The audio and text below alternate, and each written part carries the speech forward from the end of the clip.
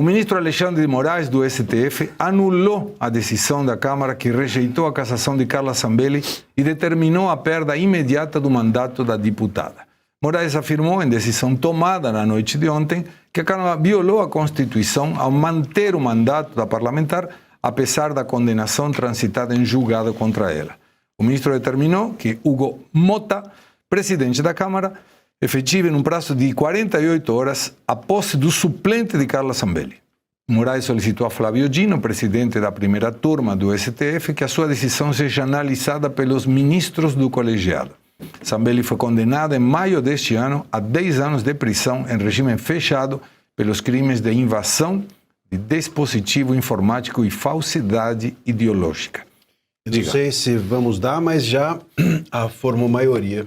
Já está? Primeira turma para referendar, lógico, a decisão do Mota. Quem vai... Os ministros da primeira turma são mais submetidos ao Moraes do que o Mota. Né? E olha que o Mota se esforça. Né? Depois que ele foi para aquele jantar e voltou jantado, ele tem, né, se esforçado bastante. Foi a sobremesa. Ele foi a sobremesa. Não sei se foi a sobremesa ou o prato principal. Pode ser. Alguma coisa ele foi. Mas a decisão de Moraes abriu mais um capítulo na crise institucional entre o Legislativo e o Judiciário. Desta vez, o embate é sobre qual poder tem a última palavra para determinar a cassação de parlamentares. No parecer, Moraes afirma que a Constituição atribui ao Poder Judiciário a competência para declarar a perda de mandato de parlamentares condenados. Segundo o ministro, a mesa diretora da Câmara deveria apenas, abre aspas, declarar a perda do mandato, ou seja, editar o ato administrativo vinculado, fecha aspas. Em junho deste ano, Mota chegou a dizer que cabe ao Congresso definir a perda de mandato de parlamentares. Só que não, Mota, porque até agora você levou todas na tarraqueta. Cláudio Caivano, qual é não apenas a tua opinião, juridicamente falando, quem está com a verdade? E sempre com objetividade. Juridicamente, a Constituição prevê, artigo 55, inciso 6, parágrafo 3º. Quem determina é a mesa da Câmara, é a mesa da Casa. Se for senador, a mesa do Senado, votada por sua maioria. Se for na Câmara, a mesma regra. Agora, partindo-se do pressuposto que temos um tirano, que temos alguém que decide tudo, sobre tudo e se mete em tudo, então cabe ao Alexandre de Moraes, porque é o Supremo Tribunal Federal, decidir o que ele quiser. Porque não há força hoje para contê-lo, para tirar a caneta de sua mão. E como o Marcília já adiantou, os pares parecem estar fazendo a mesma coisa. Então foi já corroborado pela maioria do plenário da Casa, Marcílio? Foi. Então você veja a primeira turma. A primeira turma. Aí eu vou usar aquela frase que eu gosto, né? Quem poderia imaginar a primeira turma votar junto com o Alexandre de Moraes? Bom, a primeira turma está governando o Brasil. Quanto antes você entender isso, antes talvez a gente tenha uma alternativa para sair disso. A dúvida, André, seria, o Congresso tem alguma ferramenta que possa fazer, constitucionalmente falando, ou uma questão de imposição, dizer, olha, não aceito isso aqui está errado, não aceito isso aqui. A sugestão que eu tinha dado, e logicamente a Columbre nunca vai fazer, era solta os 81 pedidos de impeachment e deixa a crise rolar. E isso vai obrigar a todo mundo a dizer, cara, chegou num ponto que não temos mais volta, vamos sentar e vamos ver o que a gente faz com essa bagaça. Mas o Congresso pode fazer alguma coisa? Agora não. Agora, juridicamente, não. Né? Juridicamente, veja, essa decisão do Moraes, ela é tão bizarra que ele conseguiu violar agora não só a Constituição, ele violou até os precedentes do STF, que já eram violadores da Constituição. Então, tinha uns precedentes de 2008, 2013 e tal, que diziam o seguinte, que você...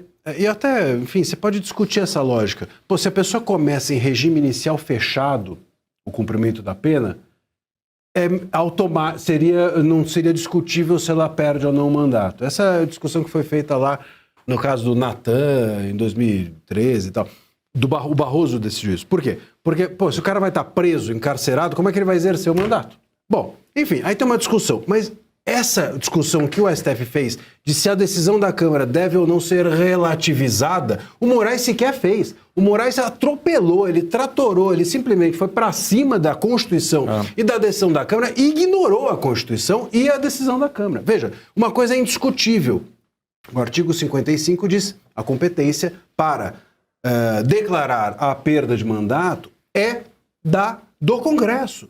O 55 fala, aqui o Caivano lembrou, num parágrafo diz, a mesa declara, no outro parágrafo diz, a maioria declara. Não interessa, alguém declara, não é o Moraes que declara. O que é incontroverso é que não é o Moraes que declara, e ele foi lá e declarou. Perdeu o mandato e ainda impôs que em 48 horas o suplente assumisse. Chamamos de interna corporis, né? O caso vai ser discutido pelo poder, aquele poder, não por outro. Então, quer dizer, do ponto de vista jurídico, não tem o que fazer, porque se você dá se o Moraes dá uma decisão, a Câmara dá outra, e uma não dialoga igual com a outra, como é que você vai recorrer? Não tem diálogo.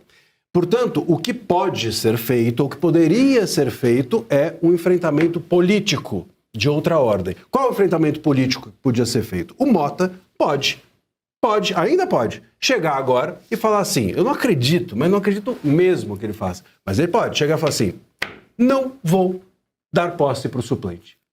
Quero ver quem vai entrar aqui e impor a posse do suplente da Zambelli.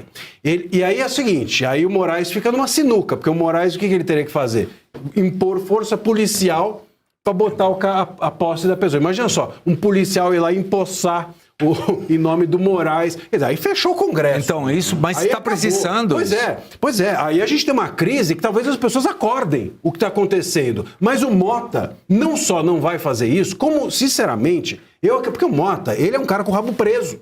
E eu acredito que o Mota, o que ele vai fazer, aliás, o que ele já fez foi o seguinte. O Mota sabia, é a minha interpretação, tá? Tô aqui, não é um fato. Sim. O Mota sabia que o Moraes ia decidir dessa maneira e ao saber que ele ia decidir dessa maneira, pôs para votar na Câmara. Ou seja, botou para votar sabendo que o Moraes ia melar o jogo, ia jogar água no chope. Então ele fez um gesto pro Congresso dizendo assim, olha, pôs para votar, sou amiguinho. E vai virar agora pro STF e falar assim, olha, eu também sou amiguinho de vocês, me deixem, eu vou cumprir a decisão. Só que com isso, para ele ser amiguinho, entre aspas, de todo mundo, e botar os interesses dele apenas em jogo, ele submete a instituição, o Congresso, todos. Muitos dos parlamentares que votaram a favor da Zambelli, não votaram a favor da Zambelli, disseram, eu estou votando contra o STF, eu estou votando a favor do Congresso. Eles não estavam votando a favor da Zambelli, mas a favor da institucionalidade.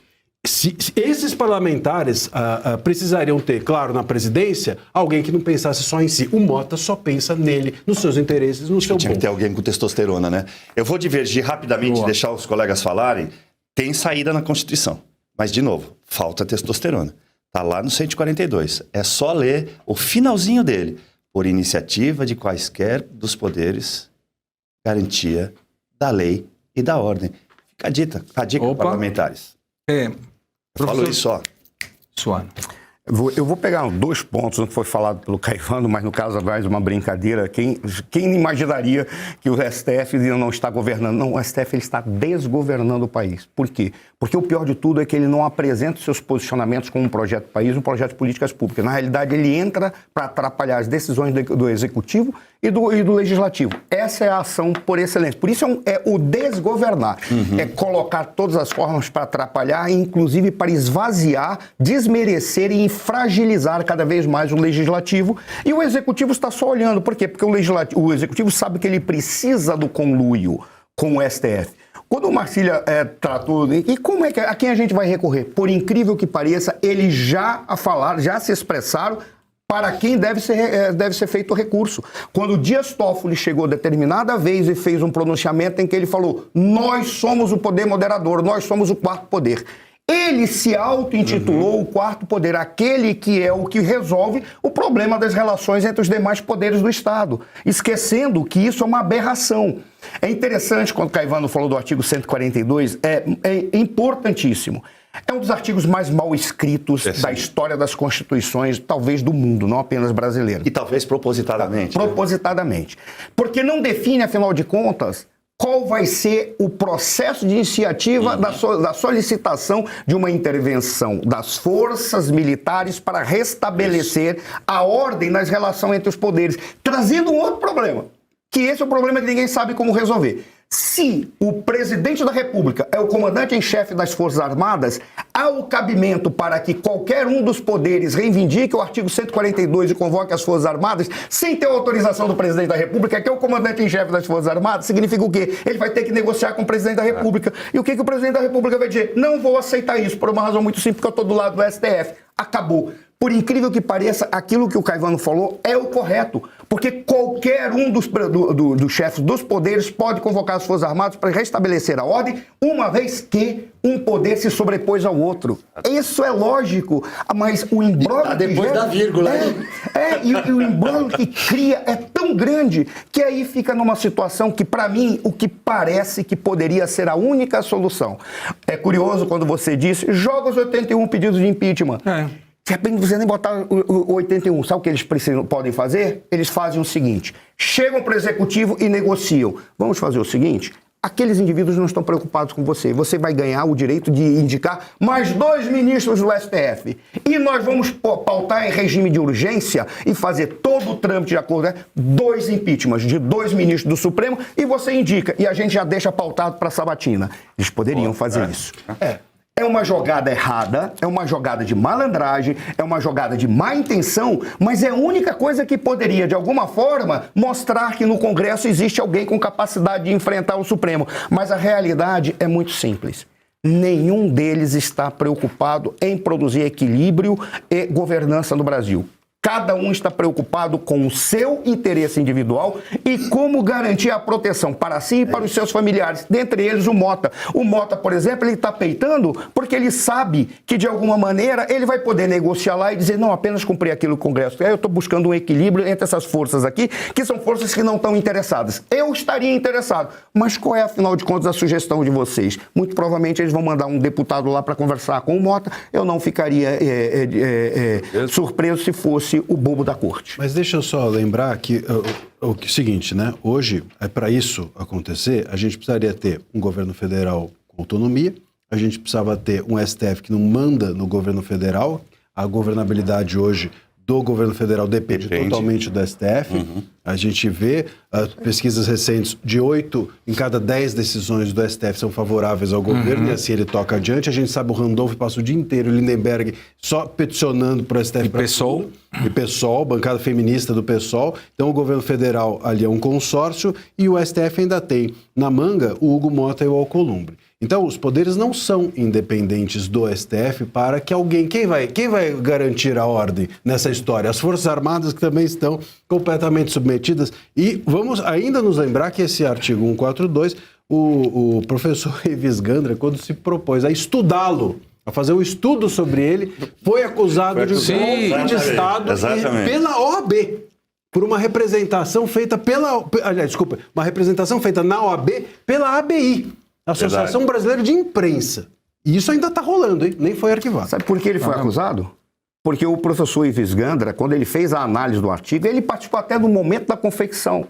Ele chegou à conclusão de que, como existe um imbróglio muito grande nas lideranças dos 3 poderes, acabaria criando a brecha para aquele que decidiria se deveria ser restabelecido ou não a ordem, seriam as próprias Forças Armadas. A conclusão que ele chegou é por causa da porcaria que é esse artigo. Então, é dado às Forças Armadas o direito de interpretar se pode ou não interferir para preservar. Aí veio a briga. Mas as Forças Armadas não são. Elas são um instrumento de Estado, mas não são poder do Estado. Por isso, elas não poderiam ser equivalentes ao poder moderador. Aí é que veio a acusação contra o Ives Gandra, porque o Ives Gandra, quando olhou, disse que não é possível. Claro. Mas ele também, no momento da Constituição, ele foi consultado acerca disso. Olha, vale dizer também que ainda falta o Eduardo, isso ainda vai passar pela Câmara, o Eduardo Ramagem. E o Ramagem. E aí? Pois é, e aí?